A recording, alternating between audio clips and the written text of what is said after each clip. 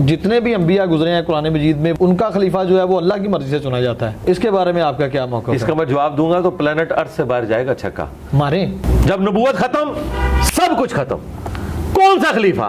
جو حضرت ابوبکر عمر عثمان و علی ہیں یہ خلیفۃ رسول وہ والے خلیفہ نہیں ہیں جو انبیاء کے خلفاء ہوتے تھے. اگر حضرت امیر حمزہ زندہ ہوتے تو پہلا خلیفہ انہوں نے بننا تھا. حضرت عمر کو جناب علی کا داماد کہا جاتا ہے. تب میاں بیوی راضی کیا کرے گا قاضی؟ چھوڑیں یار یہ غیر علمی باتیں ہیں. حضرت ابوبکر وہ اپنی خلافت کا سلسلہ چلانے کے لیے اتنے پریشان نظر آتے ہیں، جبکہ جناب رسول خدا اتنا سلسلہ جناب آدم سے شروع ہوا رسول اللہ تک آیا، وہ اپنا خلیفہ ہی نہیں چھوڑ کے گئے. عوام منتخب کر رہے ہیں ان کا خلیفہ مشورے کے ساتھ. اور جتنے بھی انبیاء گزرے ہیں قرآن مجید میں وہ ان کا خلیفہ جو ہے وہ اللہ کی مرضی سے چنا جاتا ہے. جناب موسیٰ علیہ السلام کا خلیفہ، جناب زکریا علیہ السلام رو کے دعا کر رہے ہیں کہ مجھے ڈر ہے اپنے بھائیوں کا، کوئی میرا جو ولی ہے وہ مجھے دے دیں. تو اس کے بارے میں آپ کا کیا موقف ہے؟ اس کا میں جواب دوں گا تو پلانٹ ارتھ سے باہر جائے گا چھکا ماریں. مجھے بتائیں رسول اللہ سے پہلے خاتم النبیین آیا کون ہے؟ جب نبوت ختم سب کچھ ختم. کون سا خلیفہ؟ کسی کی اہلیت ہے کہ وہ رسول اللہ کی پوسٹ کو سنبھالے ختم نبوت کے بعد؟ ختم نبوت کا مطلب کیا ہے؟ اب اللہ نے زمین پہ کسی سے بات نہیں کرنی تو کس کی جرأت ہے کہ نبی کی سیٹ پہ بیٹھے آ کے، اور وہ غیر نبی ہو؟ نبی کی سیٹ صرف نبی سنبھال سکتا ہے، اور سب سے بڑا نبی خاتم النبیین اس کی سیٹ غیر نبی کیسے سنبھال سکتا تھا؟ یہ مثالیں جب دیتے ہیں آپ اسے سمجھے. داؤد کا خلیفہ سلیمان ہو سکتا تھا نا. داؤد علیہ السلام خاتم النبیین نہیں ہے اور ان کا بیٹا پیغمبر ہے، ختم نبوت نہیں ہوئی تو پیغمبر کا خلیفہ پیغمبر. آپ پہلے مجھے یہ مثال دیں کہ انسانی تاریخ میں نبی نے غیر نبی کو کبھی خلیفہ کیا ہو. اس کی تو مثال ہی کوئی نہیں موجود. تو اب آپ کیوں ڈیمانڈ کر رہے ہیں کہ ابوبکر اور علی خلیفہ ہوں؟ یعنی کہ نبی نے اپنے خون سے خلیفہ چنا نا. نہیں وہ بات آئے گی. میں پہلے آپ کو مثال ختم کر رہا ہوں. یہ مثالیں انبیاء کی دیتے ہیں. نبیوں کے بعد نبوت کا سلسلہ جاری تھا تو نبی کا خلیفہ نبی ہوتا تھا. پہلے کوئی تاریخ انسانی میں یہ ثابت کرے کہ نبی نے غیر نبی کو کبھی خلیفہ بنایا ہو. کیا علی نبی ہے؟ اس میں تو بس شاکی کوئی نہیں. تو پھر آپ ان کو کس نے خلیفہ تو رسول بنانا چاہتے ہیں؟ نبی علیہ السلام کا خلیفہ وہ ہوگا جو نبی ہو، کم از کم نبی ہو.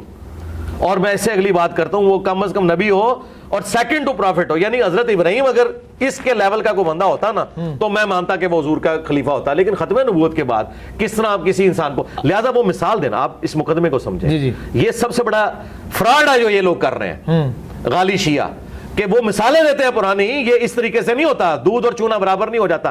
جب نبی کا خلیفہ کبھی غیر نبی ہوا ہی نہیں ہے تو آپ کس طرح غیر نبی کو خلیفہ مان رہے ہیں جبکہ ختم نبوت ہو چکی ہے؟ ختم نبوت کا مطلب یہ ہے جو مولا علی نے کہا آسمان کا زمین سے رشتہ منقطع.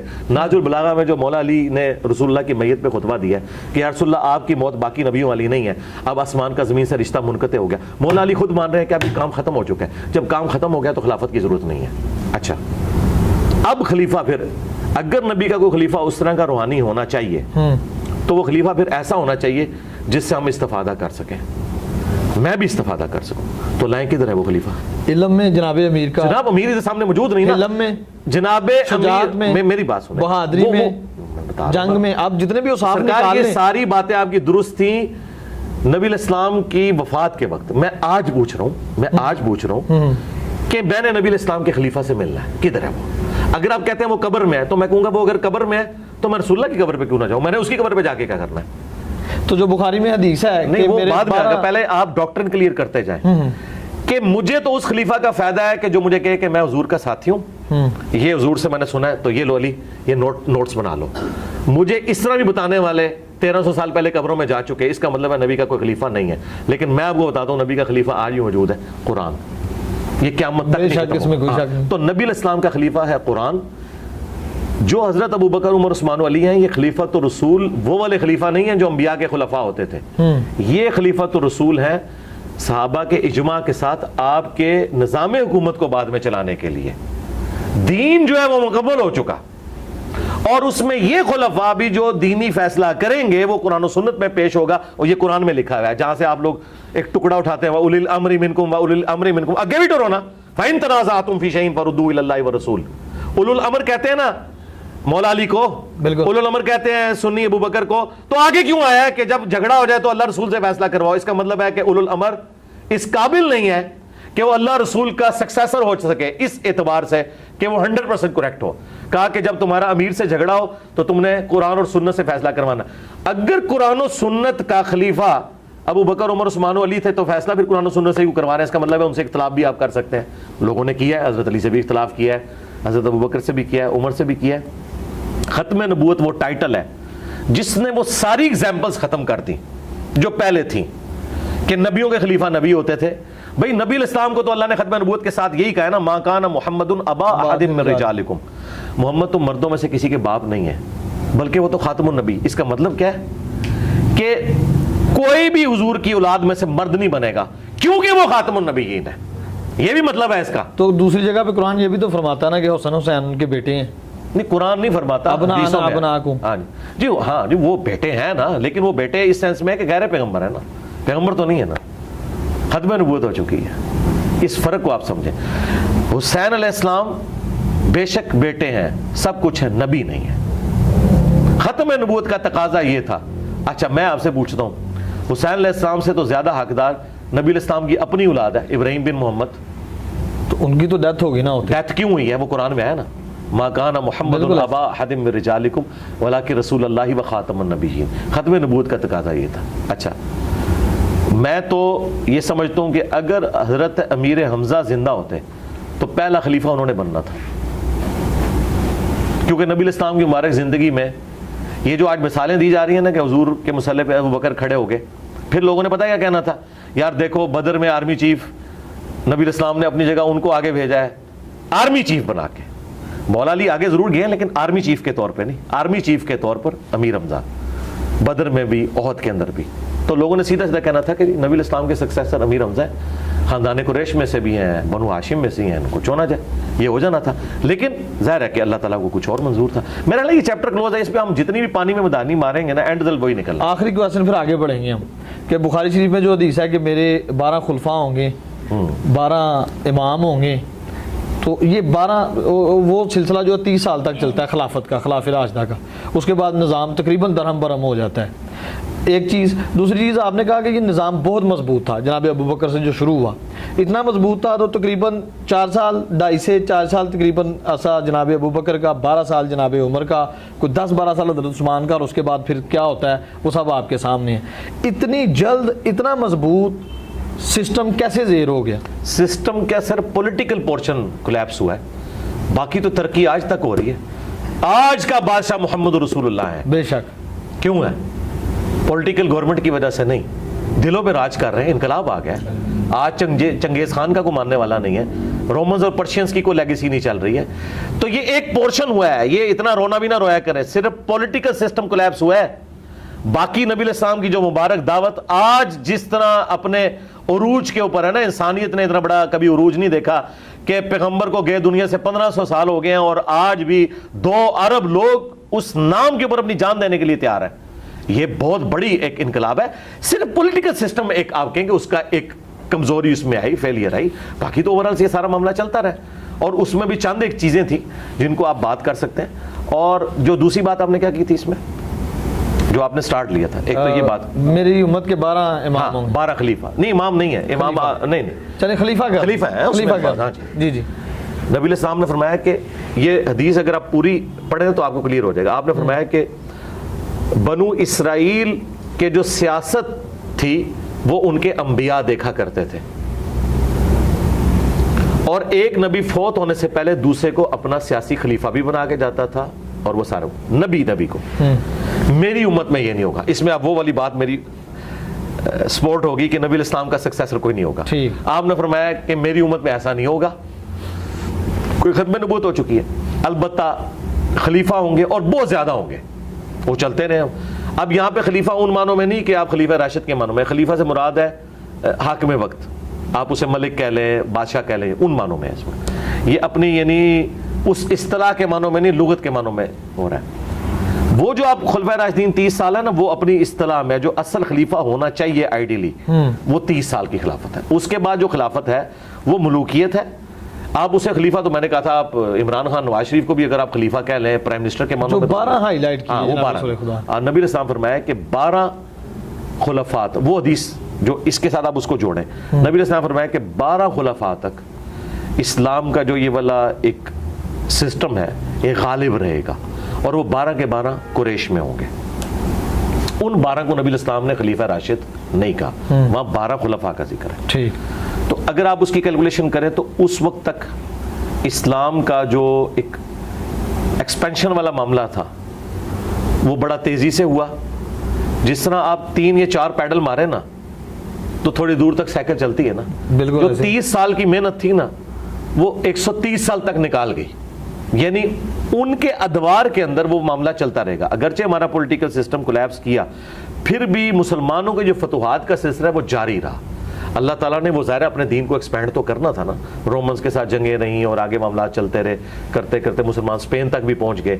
یورپ بلکہ وہ ایک صرف جنگ ہار گئے تھے فرانس والی, ادروائز تو یورپ بھی پورا مسلمانوں کے پاس آ گیا تھا. تو یہ سارے کا سارا معاملہ چلتا رہا. تو ان معنوں میں یہ ایک تشریح ہے. اس میں ان خلفاء کی تعریف نہیں ہے بلکہ ان کے دور کی تعریف ہے کہ ان کے دور تک اسلام کا غلبہ رہے گا. کیونکہ دوسری جگہ آ گیا کہ 30 سال تک خلافت راشدہ, اس کے بعد کاٹ کھانے والی ملوکیت. وہ خلافت ہے لیکن ملوکیت والی خلافت ہے. دوسرا حافظ ابن کثیر, ابن تیمیہ اور باقی لوگ اس طرف بھی گئے ہیں کہ یہ 12 خلفاء کنزیکٹیو نہیں ہوں گے. 5 تو کنزیکٹیو آ گئے, ابو بکر, عمر, عثمان, علی, حسن ابن علی. 6 عمر بن عبدالعزیز ہیں, اور پھر قیامت تک کچھ خلفاء آئیں گے اور آخری امام محمد مہدی ہوں گے. یہ بھی تشریح اہل سنت کے ہاں چل رہی ہے. یعنی میں نے نہیں کی ہے, یہ حافظ ابن کثیر نے لکھی ہے. اچھا, ایک تشریح یہ کی گئی. اب شیعہ جو اس کو 12 امام کہتے ہیں, تو پھر اگر 12 امام والی بات مانی جائے تو 12 اماموں میں سے حکومت تو صرف 2 اماموں کو ملی ہے, مولا علی کو اور مولا حسن کو. باقی تو سارے امام خلیفہ بن نہیں سکے, قید کر دیے گئے, کر دیا. اچھا, اور نبی علیہ السلام حکومت کے پوائنٹ آف ویو سے خلافت کا ذکر کر رہے تھے یا ملوکیت کا ذکر کر رہے تھے یا حکومت کا. تو لہٰذا جو شیعہ نے یہ 12 اماموں والا کنسیپٹ 12 خلفاء سے نکالا ہے, یہ بالکل فراڈ نکالا ہے. بالکل نہیں نکلتا, یہ بالکل چیز ہی کچھ اور تھی. اچھا, اور سنیوں میں سے ناسبیوں نے ان سے 12 خلفاء کی جو فضیلت ثابت کی, یہ بھی دھوکہ دیا. کیونکہ 12 خلفاء کے اس دور تک کی بات کی ہے, ان 12 خلیفوں کی تعریف نہیں کی حضور نے, تعریف کی ہے خلافت راشدہ کی. ٹھیک ہے, دونوں طرف فراڈ ہوا ہے. اور یہ جو میں فراڈ, یہ میں نہیں کہہ رہا, یہ کتابوں میں تھا. خود ابن تیمیہ نے منہاج السنہ لکھی شیعہ کے خلاف, لیکن اتنا سخت وہ سنی ہونے کے باوجود بعض اوقات اس میں ناسبیت بھی نظر آ جاتی ہے. اس نے کہا بھی یزید اور اس کا باپ, ہم انہیں مسلمانوں کا بادشاہ مانتے ہیں, خلیفہ راشد نہیں مانتے. حالانکہ وہ شیعہ کے خلاف کتاب لکھ رہا ہے, لیکن یہ مان رہا ہے کہ یار ہم ان کو ویسا نہیں مانتے جیسا کہ آپ کہہ رہے ہیں. یہ 12 خلفاء والا جو ناسبیوں نے رزلٹ نکالا وہ بھی ردی کی ٹوکری میں ہے, جھوٹ بول رہے ہیں, فٹ نہیں بیٹھتا, تطبیق ہی نہیں ہوتی. دوسری طرف 30 سال تک خلافت, پھر کاٹ کھانے والی ملوکیت, اس کا کیا کریں گے؟ جو میں آپ کو تشریح کر کے بتا رہا ہوں یہ علماء نے, محدثین نے لکھی, اور یہی اس کی بیسٹ تشریح بنتی ہے. اور شیعہ نے جو یہ فراڈ نکالا کہ اسے 12 امام ثابت ہے, تو بھئی وہ تو خلفاء تھے, خلفاء جو ہیں وہ حکومت سنبھالتے ہیں, تو حکومت تو صرف مولا علی کو ملی ہے اور امام حسن کو بھی 6 مہینے, باقی 10 تو سارے کے سارے خلفاء کے ہاتھوں شہید ہوئے ہیں, تو حکومت تو نہیں ہے, لہٰذا ان کی بھی بات پوری نہیں ہوتی ہے. اور آخری خلیفہ جو ہے اسے جا کے حکومت ملے گی, تو پھر 3 خلیفوں کو ملی, باقیوں کو نہیں ملی. تو خلافت والے معنوں میں پھر یہ چیز نہیں ہے, امامت والا معاملہ. لہٰذا یہ معاملہ جو ہم بتا رہے ہیں آپ کو موقف, یہی موقف اہل سنت کے جن محدثین کا یہ موقف ہے, یہی حق پر مبنی ہے, یہ تمام روایتوں کو سیٹسفائی کرتا ہے. اور ہمارے استاد مولانا اسحاق صاحب کا یہی موقف تھا. میں نے ان سے جو 1-to-1 کوسچن آنسر سیشن کیا, اس میں انہوں نے یہی جملے بولے کہ بھئی علی بیٹا پھر ان 12, میں شیعہ حضرات سے بھی کہتا ہوں کہ 12 اماموں کو حکومتیں تو کوئی نہیں ملی. ہاں دیکھیں مولانا اسحاق, اللہ تعالیٰ ان کی روح کو خوش کرے جنت الفردوس میں, الحمدللہ. بعض اوقات وہ ایک جملہ ایسا بولتے تھے کہ میرے جیسے جو لوگ ہیں نا, وہ ان کے لیے وہ چابی ثابت ہوتا تھا اور ایک علم کا دروازہ کھول جاتا تھا. انہوں نے میرے انٹرویو میں کم از کم 15-20 بار دیکھ چکا ہوں ان کی وفات کے بعد. ہر دفعہ میں سنتا ہوں نا, میں کہتا ہوں یار یہ جو مولانا نے جملہ بولا, اچھا وہ مجھے فیل ہوگا, ہر بندے کو نہیں فیل ہوگا.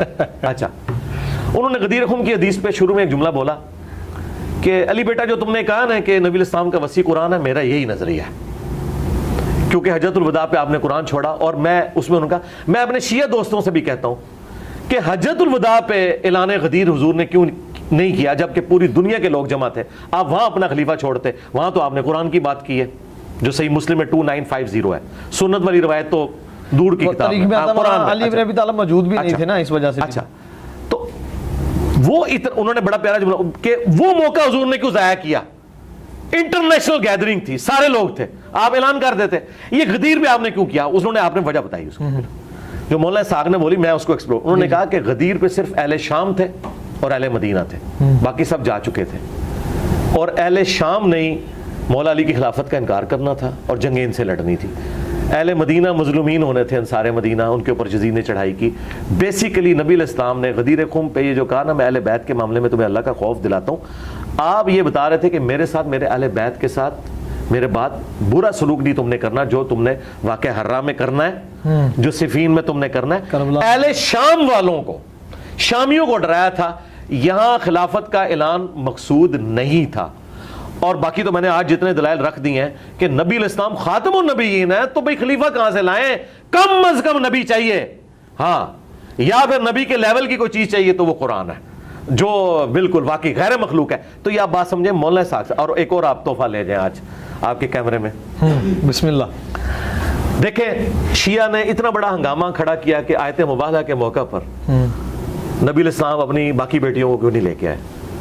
اس سے انہوں نے باقی بیٹیوں کا انکار کیا. حالانکہ آج کا سب سے بڑا غالی شیعہ یاسر الحبیب جو حضرت عائشہ کے اوپر قنوت نازلہ پڑھتا ہے نعوذ باللہ, اتنا غالی خبیث رافضی ہونے کے باوجود وہ کہتا ہے کہ جی بیٹیاں چاہ رہی تھی, وہ بھی مانتا ہے. تاریخ میں ہے. اچھا دیکھیں نہیں, میں دیکھیں شیعہ میں اتنے ہارڈ لائنر جو حضرت ابوبکر عمر عثمان کو منافق کہیں, وہ بھی کہیں نہیں بیٹیاں چاہ رہے ہیں, تو اس کا مطلب ہے یہ بات تگڑی ہے. یہ میں شیعہ کے لیے بات کر رہا ہوں. اچھا, اب یہ مذاق اڑانے والی بات ہے, کیا وہ باقی 3 بیٹیاں اس وقت زندہ تھی مباحلے کے وقت؟ نہیں, وہ تو اس سے پہلے فوت ہو چکی تھی, تو قبر سے نکال کے تو نہیں لانا تھا نبی علیہ السلام نے.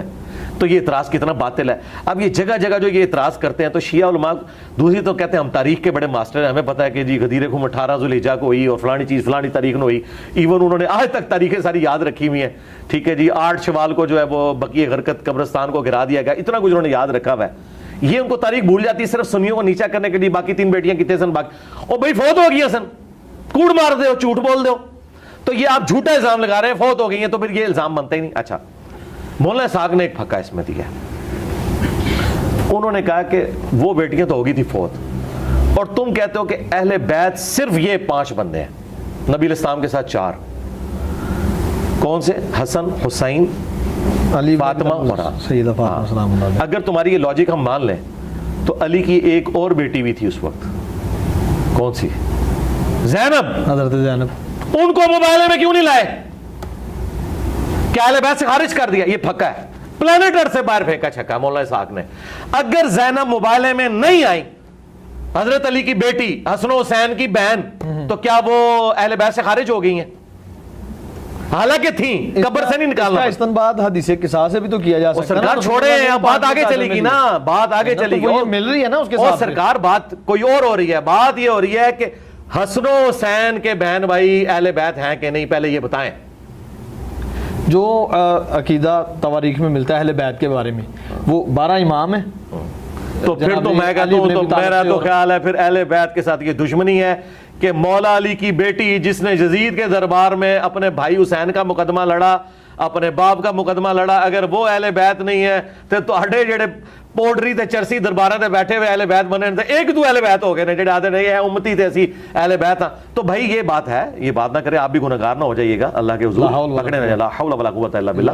تو حضرت علی کی ساری اولاد جو فاطمہ سے ہیں وہ سب اہل البیت ہیں, چاہے وہ جناب محسن ہو چھوٹی عمر میں جو شہید ہو گئے, اہل سنت کے ہاں بھی وہ ہیں, لیکن وہ والا واقعہ نہیں جو یہ کہتے ہیں. بالکل. حسن و حسین بھی, اور ان کے ساتھ ان کی سسٹر زینب. زینب اس وقت 1.5-2 سال کی تھیں جب مباحلہ ہوا ہے, اور ان کو اٹھا کے جانا کوئی مسئلہ نہیں تھا. اور بڑی حیران کن بات ہے کہ فاطمہ سلام اللہ علیہا انہیں گھر کسی کے پاس چھوڑ کے آئی ہوں گی, لے کے ساتھ جانا کمفرٹیبل تھا. اور میں کہتا ہوں شکر ہے گھر چھوڑ گئی ہیں. آج ہم ان کو گھیچے سے پکڑ سکتے ہیں کہ بتاؤ اگر اس طرح تم نے اہل بیت سے لوگوں کو خارج کرنا ہے تو زینب بنت علی کیا اہل بیت سے خارج ہے؟ جو زینب بنت رسول اللہ کو تم اہل البیت سے خارج کرتے ہو تو یہ ظلم نہ کرو. البتہ یہ بات درست ہے کہ باقی 3 بیٹیوں سے نبی الاسلام کی اولاد نہیں چلی, اولاد یہیں سے چلی ہے, آل محمد یہی ہے. لیکن ہر بات یہ مولانا اسحاق صاحب نے ایک پھکا دیا تھا, میں نے آپ کو بتایا بعض کا وہ اتنی بڑی یعنی پھکا دیتے تھے جس کا جواب ہی ممکن نہیں. بخاری و مسلم میں بلکہ آپ نے کہا تھا میں ختم کروں گا, آگے چلوں گا, آپ آگے چلیے. میں حدیث پہ آ گیا ہوں نا آگے کہ صحیح ستہ میں امام حسین علیہ السلام کے قاتلان سے بھی احادیث لی جاتی ہیں, اور جبکہ اہل بیت کو دیکھیں یہ امام حسن کو, امام حسین کو, جناب علی بن ابی طالب کو, جن کے بارے میں رسول فرماتے ہیں کہ میں علم کا شہر ہوں, یہ علم کا دروازہ ہے, ان سے احادیث بہت کم لی جاتی ہیں.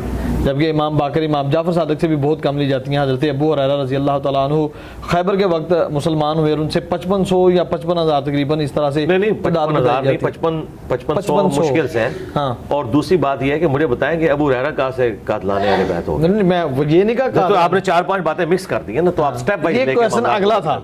ہاں, پہلی بات ہے قاتلان جو اہل بیت ہیں یا جو ناسبی ہیں, ان سے اگر کوئی روایتیں لی ہیں اہل سنت کے اماموں نے تو وہ تائید میں لی ہیں, اور ساتھ ان کا سٹیٹس بھی بتایا. کسی کا اہل بیت کا دشمن ہونا اس چیز کا متقاضی نہیں ہے کہ وہ روایت حدیث میں جھوٹی ضرور بول رہا ہوگا, یہ ضروری نہیں ہے. اسی طریقے سے دوسری طرف آپ یہ کیوں بھول جاتے ہیں کہ امام بخاری نے کم از کم 100 ایسے راویوں سے احادیث لی ہیں جو شیعہ تھے, وہاں کیوں نہیں اعتراض کرتے؟ وہاں اگر ہم اعتراض کریں کہ امام بخاری نے شیعہ سے لے لی, اس لیے کہ وہ سمجھتے تھے کہ ان کا عقیدہ اپنی جگہ لیکن روایت حدیث میں وہ سچے ہیں. آپ وہ روایت میں بحث کر سکتے ہیں کہ یہ فلاں روایت فلاں ناسبی سے لی تھی اور دیکھو اس سے غلط عقیدہ نکل رہا ہے, اس پہ آپ بحث کر سکتے ہیں. یہ جن لوگوں کو رافضی یا ناسبی کہہ رہے ہوتے ہیں, ہم انہی لوگوں سے دوسرے لوگوں کی شان میں حدیثیں ثابت کر دیتے ہیں. مثلا سنی امام زہری کو کہتے ہیں کہ یہ شیعہ تھا, اور بعض جو غالی شیعہ ہیں وہ کہتے ہیں یہ سنی تھا, اور جو درمیان میں کہتے ہیں اس کی زندگی کے 2 پیریڈ ہیں, کیونکہ دونوں طرف روایتیں ملتی ہیں. وہ حضرت علی کے حق میں بھی بولتا ہے اور حضرت ابوبکر کے حق میں بھی بولتا ہے. تو بات یہ ہے کہ اس طرح جب دونوں طرف, میری کوئی ویڈیو لگا لے جنگ صفین پہ تو اسے لگے گا یہ کوئی شیعہ ہے, ٹھیک ہے نا, آپ کو کہا بھی جاتا ہے. تو مجھے کوئی فرق نہیں, مجھے سب کچھ کہا جاتا ہے اللہ کے فضل سے, کوئی فرق نہیں ہے. امام شافعی کو بھی کہا گیا, حضرت عمر کو جناب علی کا داماد کہا جاتا ہے. جی بالکل ٹھیک ہے, یہ تو ثابت ہے, شیعہ کی کتابوں سے ثابت ہے. کیسے کہ ام کلثوم ان کے عقد میں تھی, شیعہ کی کتابوں سے ثابت ہے, اور بڑے سخت الفاظ میں وہ تو بلکہ تعویل کرتے ہیں کہ یہ زبردستی معاملہ ہوا تھا. یہ وہ نہیں, میں نے اہل سنت کی کتاب میں بذات خود ان گناہگار آنکھوں سے پڑھا کہ حضرت عباس جناب رسول خدا کے چچا رضی اللہ تعالیٰ عنہ, انہوں نے فرمایا کہ علی آپ مان جائیں, آپ کو پتہ ہے کہ عمر کتنے سخت ہیں. جی ہم ان روایتوں کو بالکل غلط کہتے ہیں, ہم ان روایتوں کو صحیح مانتے. دیکھیں اس طرح کی روایتیں اہل سنت کے ہاں بھی آئی ہوئی ہیں جو گھڑی گئی ہیں. جو ایگریڈ اپون چیز ہے وہ یہی ہے جو صحیح بخاری میں ملتا ہے کہ ام کلثوم سیدنا عمر کی بیوی تھی, اور حضرت علی سے جو رشتہ مانگا تھا وہ اہل البیت سے اپنی نسبت بنانے کی وجہ سے مانگا گیا تھا, یہ زبردستی نہیں ہے. مجھے بتائیں حضرت عمر فاروق رضی اللہ تعالیٰ عنہ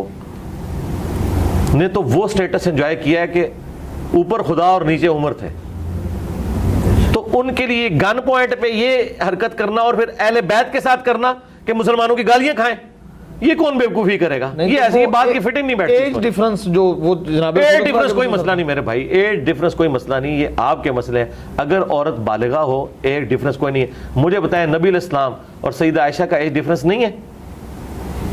اہل سنت میں ان کی 7 سال تقریباً عمر بتاتے ہیں. شیعہ کتنی بتا دیتے ہیں؟ 17 بتاتے ہیں. 17 سال بتاتے ہیں. 17 تو 17 اور 52 میں آپ کو فرق نہیں نظر آئے گا؟ 17 30 51 ہوتا ہے. بالغ تو ہوں گے نا. اور نہیں سرکار, بالغ تو وہاں بھی ہے نا. ہم تو کہتے ہیں عرب میں 9 سال کی بچی بالغ ہو جاتی تھی, یہ تو ایک پورشن ہے نا. غیر مسلم کہتے ہیں کہ ایک ڈیفرنس بہت ہے. تو 17 30 51 حضرت عائشہ جو ہیں وہ اپنی عمر میں سیدہ فاطمہ سے بھی چھوٹی تھی, تو اعتراض تو ابھی بھی اپنی جگہ موجود ہے. تو ہم اس کو اعتراض بنائیں گے؟ چھوڑیں یار, یہ غیر علمی باتیں. اگر نبی نے کسی عورت کو بیوی کے طور پر چوز کیا, ایک ڈیفرنس کتنا بھی ہے, اور وہ عورت راضی ہے, تو تیسرے بندے کو کیا تکلیف ہے؟ یہ آج کے دور کے مسئلے ہیں. یہ تب ہو جب کوئی زبردستی معاملہ ہو, پھر ہم کہیں گے. مجھے بتائیں یہ کون سا قاعدہ قانون ہے کہ مرد و عورت کی اتنی ایج ڈیفرنس, مثلا ہمارے پنجاب کے معاشرے میں کہتے ہیں جی 6-7 سال کا ڈیفرنس ہو. آج کل تو وہ ختم ہو چکا ہے, اب تو کلاس فیلو ہوتے ہیں, ایک عمر کے ہوتے ہیں. اب کدھر گیا وہ ڈیفرنس؟ بلکہ کئی تو عمر میں بڑی ہوتی ہیں 1-2 سال, اور یہ سارے معاملات ہوتے ہیں. اور پھر وہ اس کا اینڈ رزلٹ یہ ہوتا ہے کہ 10 سال کے بعد وہ بیوی ماں لگنا شروع ہو جاتی ہے، کیونکہ مرد تو اتنی جلدی بوڑھا نہیں ہوتا. پھر پرانے لوگوں کی ان کو بات یاد آتی ہے، نہیں 7-8 سال کا ڈفرنس ہونا چاہیے. یہ سارے کے سارے معاملات تو مجھے بتائیں، یہ ہر جگہ اپنی اپنی نارمز چل رہی ہیں. عرب کے ملکوں میں آج بھی کوئی معیوب نہیں سمجھا جاتا. معیوب چیز یہ ہے کہ کوئی شخص زبردستی کسی کے ساتھ کوئی معاملہ کرتا ہے اور کوئی بدکاری والا معاملہ کرتا ہے. شادی مطلب میاں بیوی راضی، کیا کرے گا قاضی؟